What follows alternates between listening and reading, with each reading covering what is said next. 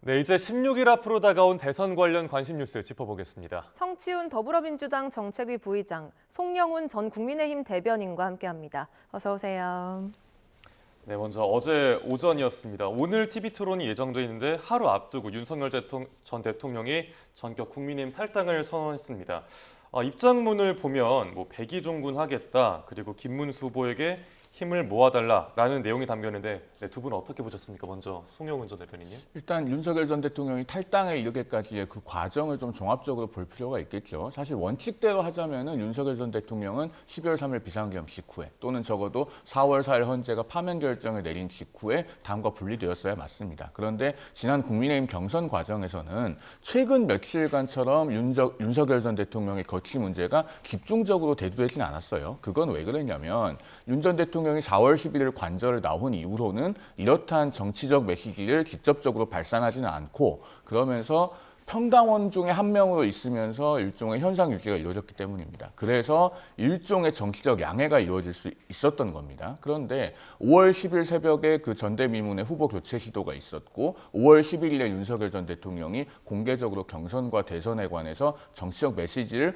본인의 이름으로 냈어요. 네. 그러면은 스스로 다시 정치적 존재가 되기를 자임한 것 아니겠습니까? 그러면은 이 거취 문제는 다시 수면 위로 올라올 수밖에 없는 것이고 결국에는 윤석열 전 대통령이 당내에서 더 이상 버텨낼 수 없을 상황에 이르렀다고 보입니다. 즉 스스로 이런 상황을 자초한 측면이 있고 어쨌든 국민의힘과 윤석열 전 대통령은 이제 공식적으로 분리가 되었습니다마는 국민들께서 여전히 국민의힘에서 강력하고 확고한 분리 의지가 있었느냐라고 하는 것을 확인하고 싶어 하시기 때문에 그 부분에 대해서는 특히 김문수 후보가 이 분리 의지는 대단히 진정한 것이었다라고 하는 것을 국민들께 계속 좀 확인시켜 드려야 될 그런 과제가 남아있다고 말씀을 드리겠습니다.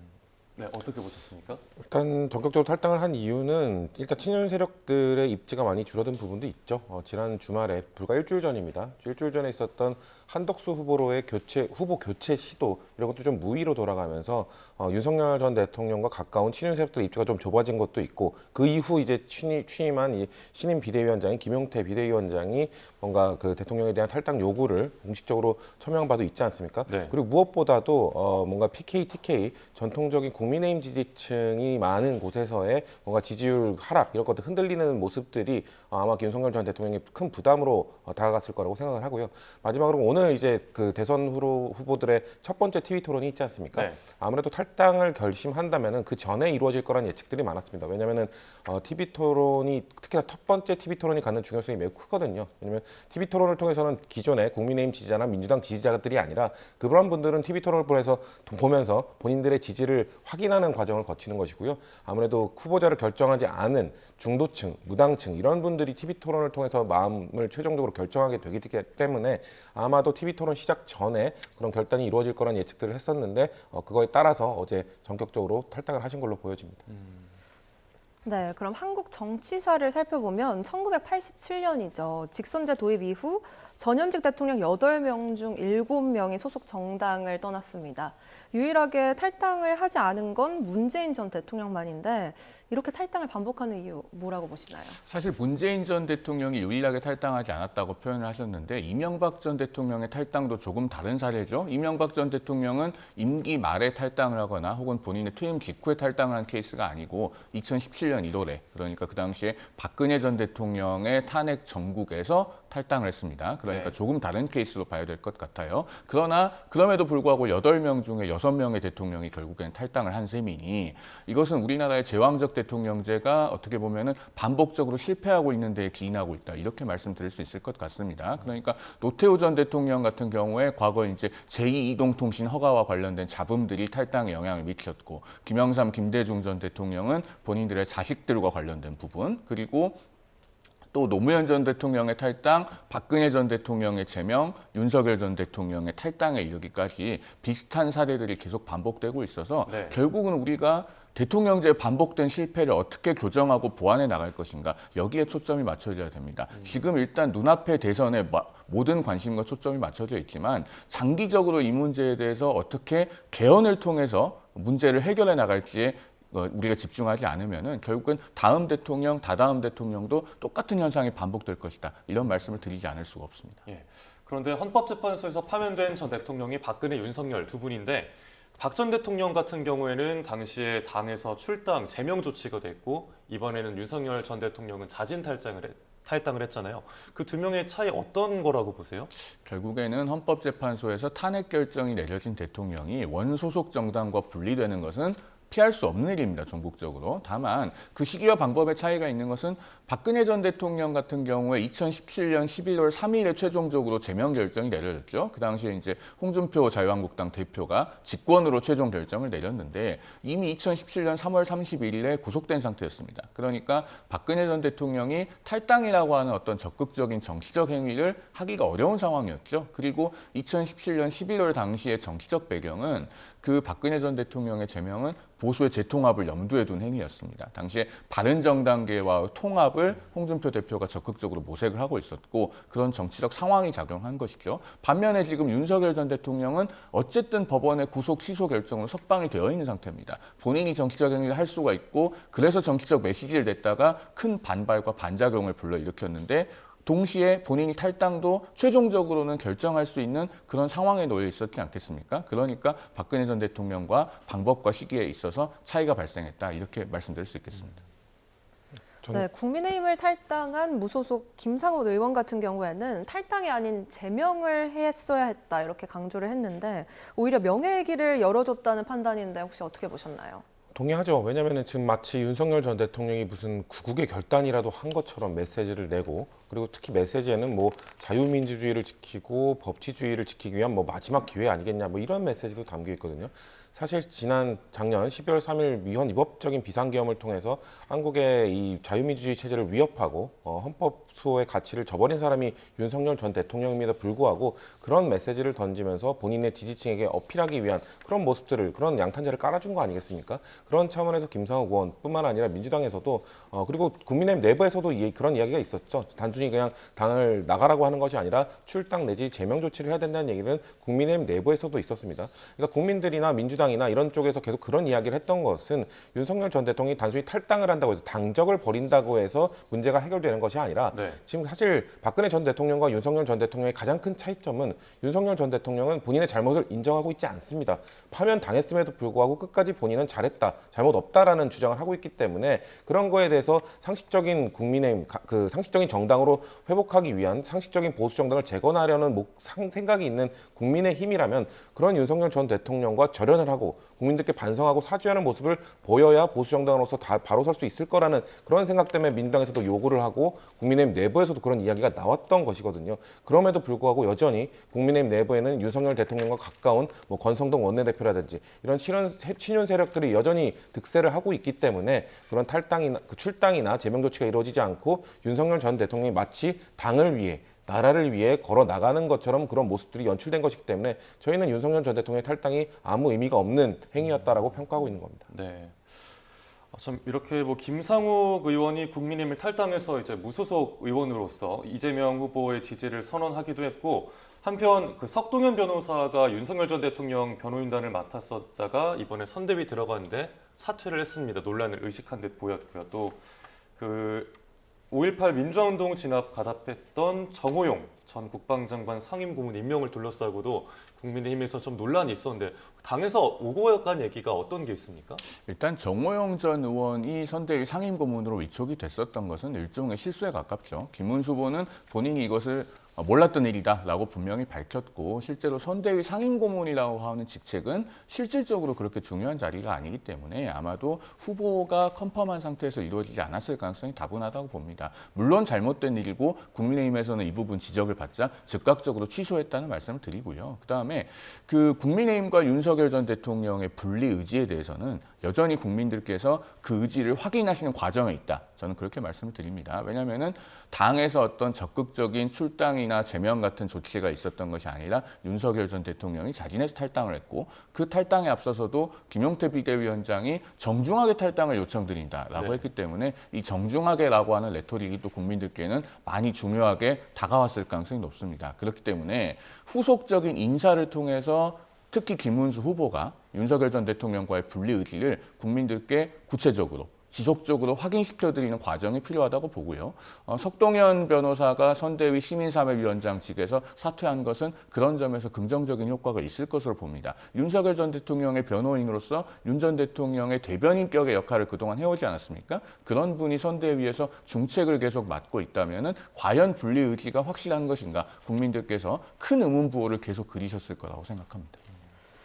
네, 어제 그럼 윤 전 대통령의 탈당이 지지율이 좀 주춤했던 김문수 후보 입장에서 반전 계기가 될 것이라고 보시나요? 저는 아까 말씀드렸듯이 큰 영향은 없을 거라고 생각합니다. 왜냐하면 지금 대한민국 중도층에서 요구하고 있는 것은 국민의힘이 대한민국의 수십 년 된 전통적인 보수 정당이라면 윤석열 전 대통령의 그 위헌 위법적인 행위에 대해서 제대로 지적하고 비판하라라는 메시지를 내고 계신 건데 네. 아까 말씀드린 것처럼 출당이나 제명 조치가 아니라 탈당을 했기 때문에 중도층은 여전히 국민의힘이 정신을 차리지 못하고 있다라고 생각할 겁니다. 다만 일부 효과가 있다고 한다면 국민의힘 보수 지지층 안에서도 탄핵에 찬성했던 분들과 반대했던 분들로 나뉘지 않았습니까? 이번 경선 과정에서 한동훈 전 대표나 안철수 의원이나 국민의힘이 가져야 되는 최소한의 상식적인 부분들을 주장했던 분들이 분명히 있었죠. 근데 그런 분들이 그 김문수 후보로 결정이 된 다음에 그런 분들을 지지했던 그런 최소한의 상식적인 목소리에 동의했던 분들이 김문수 후보 지지로 보수 국민의힘 지지로 이어지지 못하는 현상이 나왔었거든요. 그렇기 때문에 아마도 김문수 캠프 측에서는 이 정도 이 행위만 있어도 탈당만 있어도 그 보수 지지층 안에서의 표는 좀 가져올 수 있지 않겠느냐는 판단을 한 것 같아요. 그러니까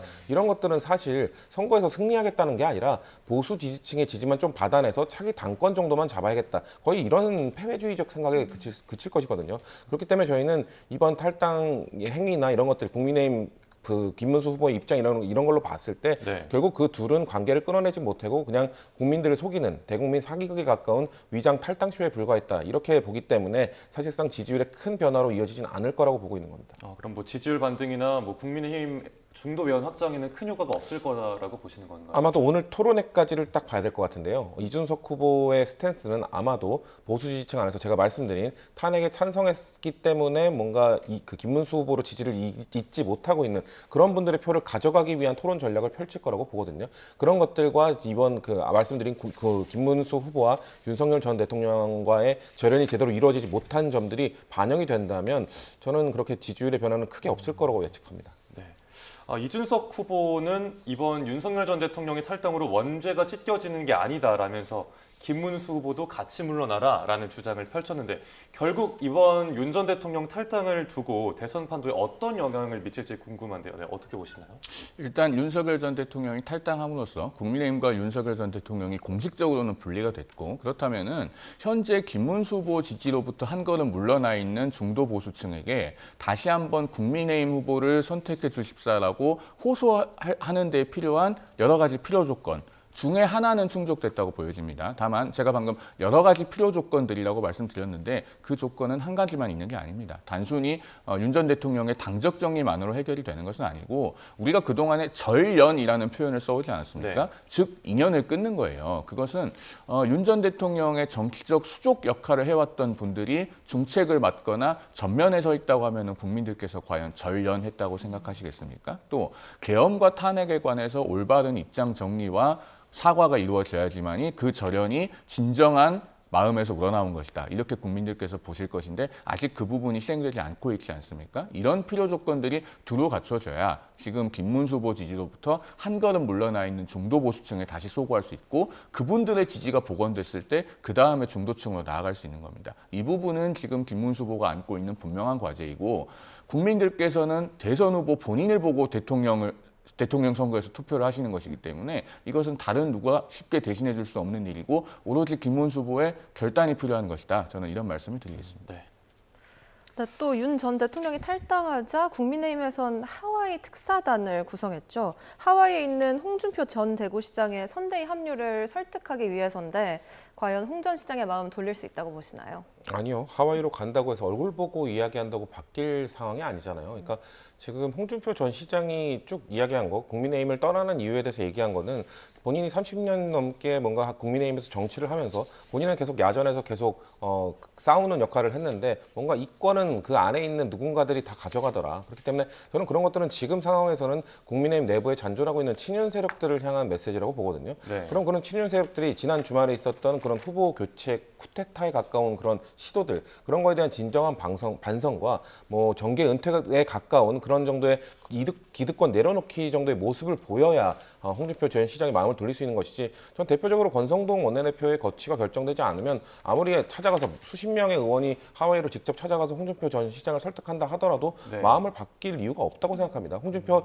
전 시장이 말하는 건 나에게 정성을 보여라, 나를 찾아와서 이야기하라 이게 아니라 국민의힘 근본부터 바꿔라. 그렇게 기득권을 누렸던 사람들 물러나라라고 주장하고 있는 건데 그런 것들은 하나로 해결하지 않고 그냥 찾아가기만 한다고 해서 문제가 해결된다? 정말 아니란 현실 인식이라고 생각을 하고요. 네. 그리고 전 그 현역 의원들 몇 분 하와이 가시는 분들한테 여쭤보고 싶은데 설마 이것도 의정 활동의 연장선상이라고 생각해서 국민 세금으로 하와이 가시는 건가요? 저는 이런 쓸데없는 짓 하실 거면은 하와이 가시는 건 사비로 가셔야 된다라는 말씀 마지막으로 드리고 싶습니다. 네.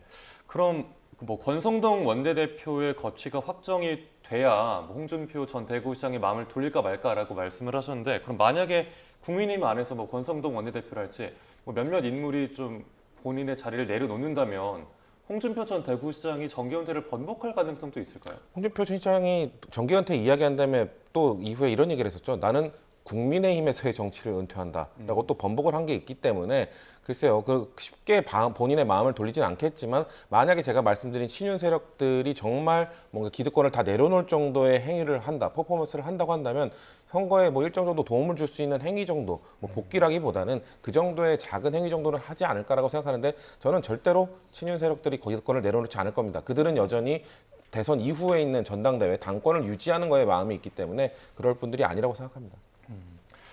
네, 한동훈 전 대표도 움직이기 시작했는데요. 이번 주부터는 현장에서 국민과 만나겠다 이렇게 밝히기도 했는데 공동 선대위원장 합류를 보류했는데 뭐 마음의 입장이 바뀌는 걸로 보시나요? 이건 좀 나눠서 설명을 드리는 게 맞을 것 같습니다. 그러니까 선거운동을 하는 것, 오프라인에서의 선거운동을 하는 것, 그리고 선대위에 합류하는 것, 이 세 가지는 다 다르다고 말할 수 있죠. 네. 한동훈 전 후보는 지금도 선거운동은 하고 있다고 봐야 됩니다. 거의 매일같이 그 유튜브 라이브 방송을 하고 있지 않습니까? 네. 그 라방을 하고 있는데 어제 같은 경우에 동시 접속자 수가 2만 3천 명을 넘었다고 해요. 그런데 우리 그 서울에 있는 고척돔이 좌석수가 한 16,000석 정도 되고 잠실 야구장이 지금 좌석수가 23,750석 정도 됩니다. 그러니까 야구장 하나 가득 채울 정도의 인원이 그 라이브 방송을 동시에 보고 있는 것이고 그 인원들을 대상으로 한동훈 전 후보는 왜 이재명 후보가 대통령이 되어서는 안 되는가를 매우 쉽고 설득력 있게 전파하려고 본인 나름대로 노력을 하고 있습니다. 그런 점에선 선거운동하고 있는 것이고 어제 오전에 SNS에서 예고하기를 다음 주, 그러니까 이제 오늘 기준으로는 이번 주죠. 이번 주에는 현장에서 시민들을 만날 거라고 했으니까 오프라인 선거운동도 하겠죠. 다만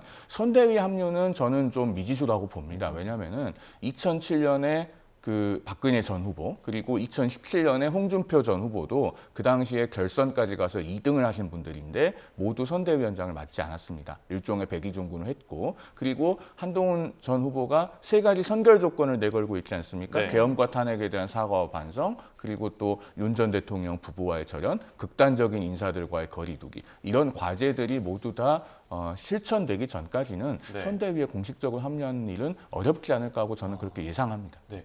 오늘 그 TV 토론회를 앞두고 그 한동훈 전 대표의 세 가지 요구를 국민의힘 이 당 입장에서 받아들일지도 관심사인데 만약에 오늘 TV 토론회 전에 이 요구가 받아들여진다면 그럼 선대위 합류 가능성이 좀 높아진다라고 보시나요?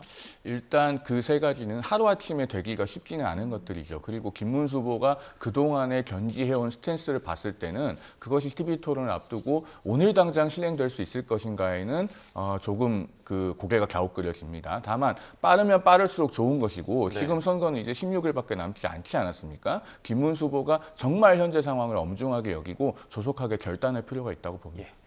그런 거 하면 5.18 민주화운동 45주년을 하루 앞두고 어제 이재명, 김문수 후보가 일제히 호남 지역을 찾았습니다. 특히 이재명 후보가 정치 보복에 대해 우려하는 입장을 밝혔는데요. 들어보겠습니다.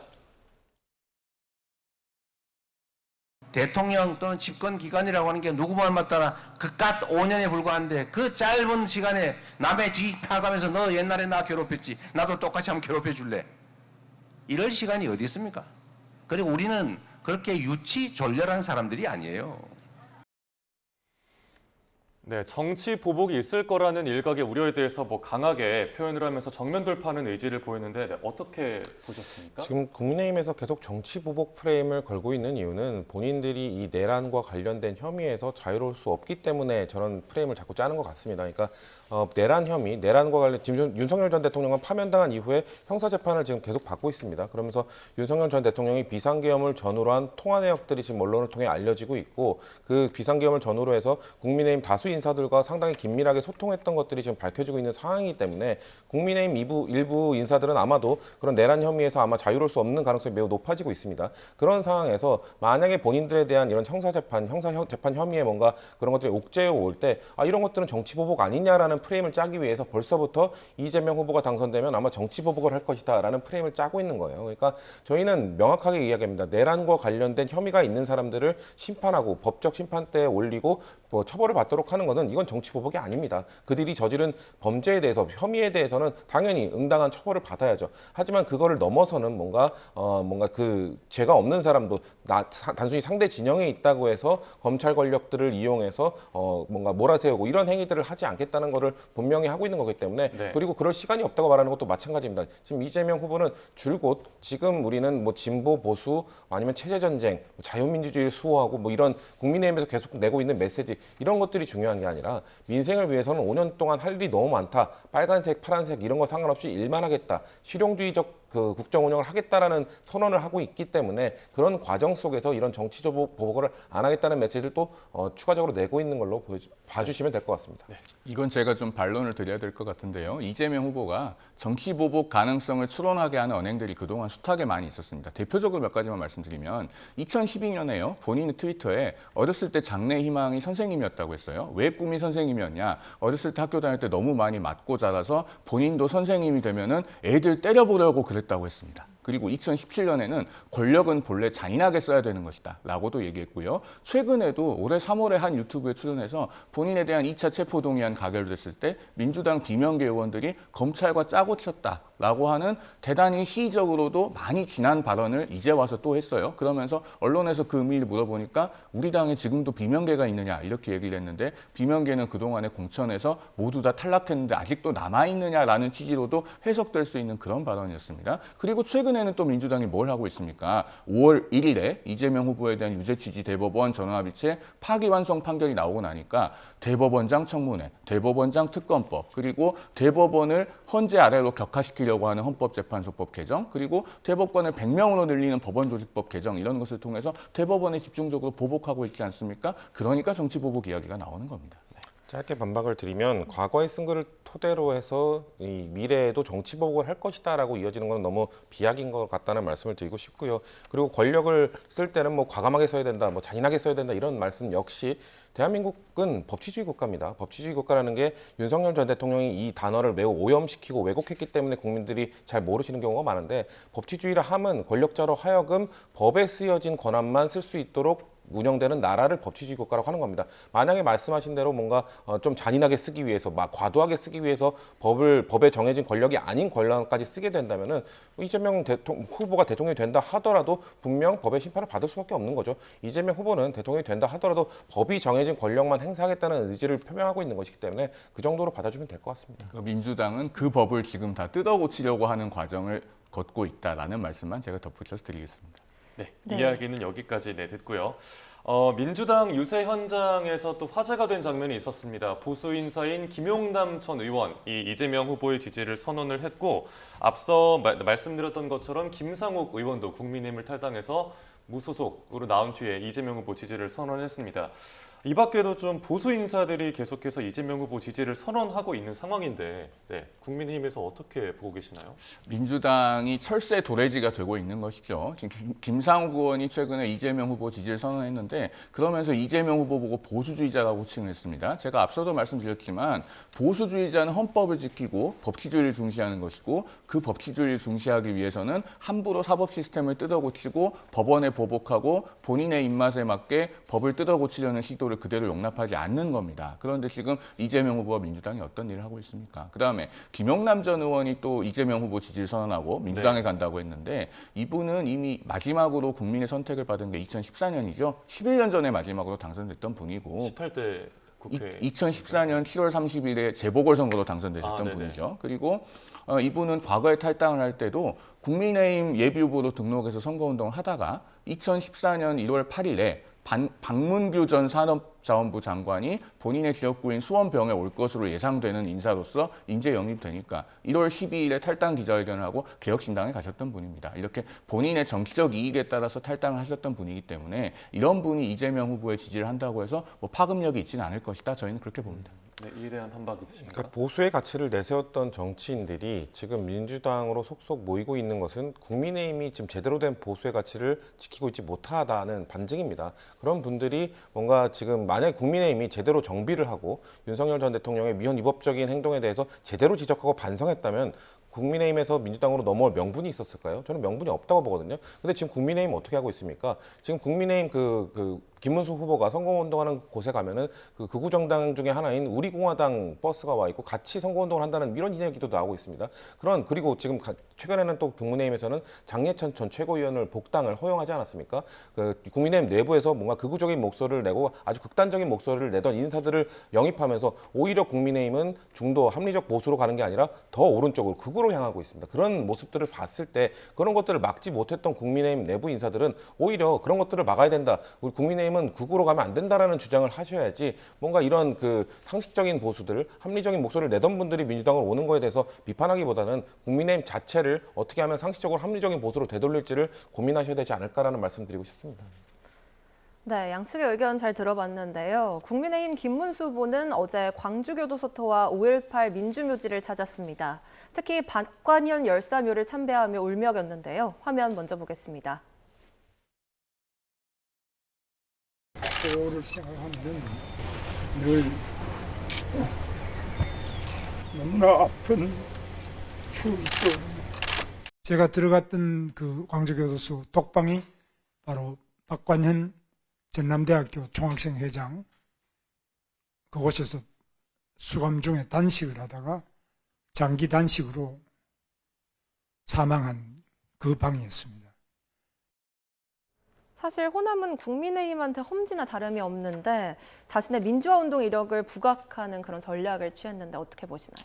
그것은 민주화운동 이력을 부각하는 전략이 아니고요. 김문수 후보의 진정성에서 나온 것이라고 저는 평가합니다. 어제 김문수 후보의 그 광주 선대위 모두 발언을 보면 우리 시청자들께서도 영상을 한번 보시면 아시겠지만 그것은 누가 써줘서 할 수 있는 말이 아닙니다. 원고 안 보고 김문수 후보가 처음부터 끝까지 본인의 언어로 모두 발언을 했는데 그 내용이 그 1980년대의 어려운 그 시절들을 본인이 온몸으로 진정성 있게 겪지 않으면 나올 수 없는 이야기들이었습니다. 1980년에 본인이 어떻게 감옥에 갔다 왔고 5.17 비상계엄 당시에는 어떻게 삼천교육 대상이 됐었고 서울에서 노조운동을 하면서 어떻게 광주의 참상을 전해 듣고 본인이 분노했고 또 마지막 부분에 가서는 광주교도소에 본인이 입감되었을 때 박관현 열사가 돌아가셨던 방에서 본인이 독방 생활했다. 이런 것들도 이야기를 하지 않았습니까? 정말로 진정성 있는 이야기들이었는데 앞서도 저희가 말씀드렸지만 그 정호용 씨 위촉 논란으로 인해서 5.18 전야제 주최 측에서 김문수 후보가 참석하는데 숙고해 주었으면 하는 의사를 전달을 했고 네. 그러므로 인해서 전야제와 행사 모두 참석하지 않는 것으로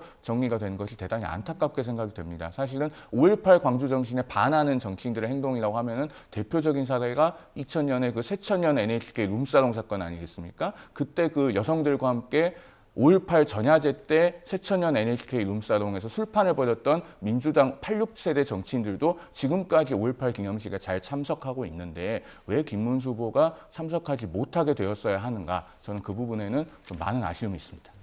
김문수 후보의 과거 민주화운동 이력 이런 것들을 전혀 폄하할 생각도 없고 그거는 저는 평가받고 좋게 평가받고 추앙받아 마땅한 아주 훌륭한 행위였다고 생각합니다. 하지만 지금 김문수 후보의 그 과거 행위를 부정하고 있는 것은 민주당이나 야당 세력이 아니라 지금 현재 김문수 후보입니다.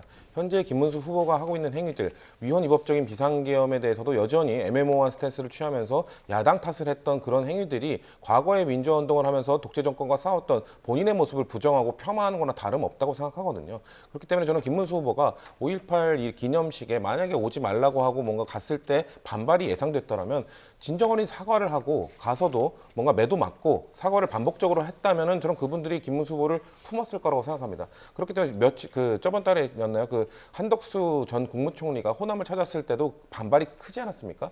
그때 한덕수 그 전 국무총리가 기껏 했던 말이 뭐였습니까? 호남 사람입니다였습니다. 그때 호남 사람입니다라고 외칠 게 아니라 죄송합니다, 반성합니다, 다시는 그런 일이 일어나지 않도록 저도 노력하겠습니다, 이런 발언을 했다면 거기 현장에 계셨던 분들도 그 진정성을 느끼셨을 텐데 그런 호남 사람입니다라는 그런 그 상황만 모면하기 위한 멘트를 했기 때문에 진정성 있게 다가가지 못했던 것이거든요. 김문수 후보도 마찬가지입니다. 이렇게 그냥 회피하고 피할 것이 아니라 직접 찾아가서 진정어린 마음을 보여주시는 것이 과거에 내 민주화운동을 했던 김문수 후보의 마음으로 비상계엄과 이런 것들, 위헌 위법적인 것들에 대해서 비판한다, 지적한다, 다시는 그런 일 없도록 하겠다고 말씀하시는 것이 우선되어야 되지 이렇게 피하시는 모습은 저는 좋지 않아 보인다는 지적하고 싶습니다. 예, 알겠습니다.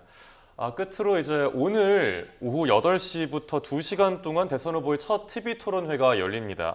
일단 경제 분야에 대해서 토론이 오고 갈 텐데 뭐 공방이 굉장히 치열할 것 같고 각 후보의 전략에 대해서 어떻게 보고 계신지 먼저 송영훈 전 대변인께서는 어떻게 보십니까? 김문수 후보가요, 그 이재명 후보의 잘못된 경제 정책, 위험한 경제관에 대해서 집중적으로 좀 파고들 필요가 있다고 생각합니다.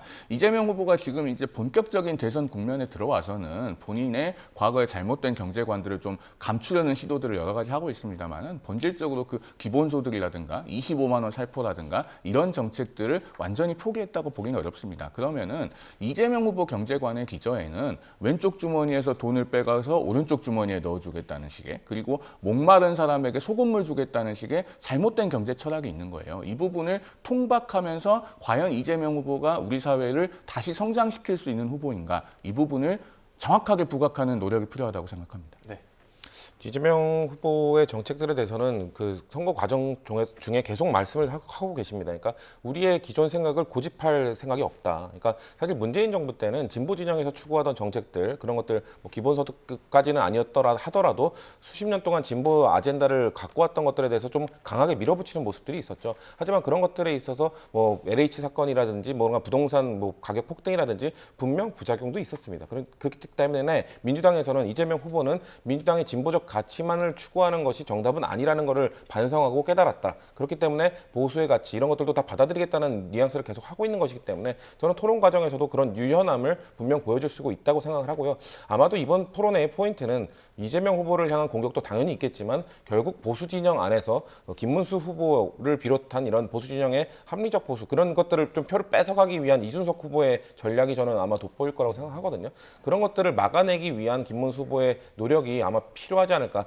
저는 사실 그래서 토론회를 통해서 전체적인 후보의 지지 틀이 바뀐다기보다는 보수 안에서의 지지의 변화가 좀 발생하기 위한 그런 노력들이 있을 것이기 때문에 거기에 관전 포인트가 있다고 저는 봅니다. 네, 오늘 토론회에서 어떤 이야기들이 오고 갈지도 지켜봐야겠습니다. 지금까지 성시훈 더불어민주당 정책위 부의장 그리고 송영훈 전 국민의힘 대변인과 함께 대선 관련 소식들 짚어봤습니다. 고맙습니다. 감사합니다.